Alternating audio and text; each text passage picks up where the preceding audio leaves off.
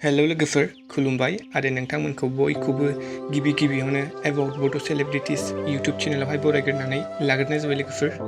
लोगोफोर नोंथांमोननि गेजेराव फैलायबाय आं दायो गोदान मोनसे आपकामिं बड' मिउजिक भिडिअनि सायाव आपडेट्स लानानै। लोगोफोर नोंथांमोना सोरबाफोर चेनेलाव गोदानै फैदोंब्ला चेनेलखौ गिबियावनो साबस्क्राइब खालामनानै होबानो जाबाय बेबादिनो गोदान मिउजिक भिडिअ आरो सेलिब्रिटिसफोरनि आपडेट्स मोनबाय थानो थाखाय।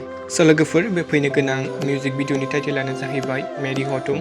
लोगोफोर एक्चुअली बियो हिन्दी मिउजिक भिडिअसो जागोन जेरावहाय जों गाहायै फाव खालामनाय नुनो मोनगोन रिंकी ब्रह्म बिथांजों लोगोसे हिरक राभा बिथांखौ आरो करिय'ग्राफखौ खालामदों लिसान रामे बिथां। ओमफ्राय लोगोफोर बे फैनो गोनां मिउजिक भिडिअनि जा एसे डिटेल्स कालेक्ट खालामनानै मोनदोंमोन आं नोंथांमोनजों बेखौ शेयार खालामबाय। ओमफ्राय नोंथांमोना बे मिउजिक भिडिअखौ नायनो थाखाय बेसेबां एक्साइटेड जाना दं कमेन्टआव खोन्थाहरब्लानो जाबाय लोगोफोर आरो नायनो थाखाय एसे नेनानै थादो। आरो सेकेन्ड आपडेटआव दङ लोगोफोर जेनिया ब्रह्म बिथांनि गोदान मोनसे बड' मिउजिक भिडिअ रिलिज जानानै थांबाय। नोंथांमोना नायाखैबा आं डिसक्रिप्शनाव लिंकखौ होनानै दोनगोन नोंथांमोना थांनानै नायब्लानो जाबाय। लोगोफोर बावैसो रिलिज जानानै थांनाय बे बड' मिउजिक भिडिअनि टाइटेलानो जाहैबाय सान बिबार। लोगोफोर बावैसो रिलिज जानानै थांनाय बे मिउजिक भिडिअआव जोङो गाहायै फाव खालामनाय नुनो मोन्दोंमोन बर'नि मुंदांखा इउटुबार जेनिया ब्रह्म बिथांजों लोगोसेनो आरिन्दाम राभा आरो मिनार सेबियर बिथांमोनखौ।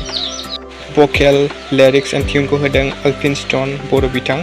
मिउजिक आरो मिक्स मास्टारिंखौ खालामदों कपिल बर' बिथां। डिअपि एन्ड पस्ट प्रडाक्शनखौ होदों सान बर' बिथां आरो बे मिउजिक भिडिअनि प्रडिउसारा जाहैबाय बी ब्रह्म बिथां।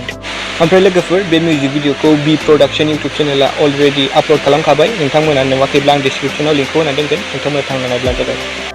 लोगोफोर दिनैनि सर्ट आपडेटआ बेनोमोन। नोंथांमोना भिडिअखौ नायनानै मोजां मोनोब्ला लाइक खालामबानो जाबाय आरो चेनेलाव गोदान फैदोंब्ला साबस्क्राइब खालामना होबानो जाबाय। गोजोन्थों एन्ड थेंक्स फर वाचिं।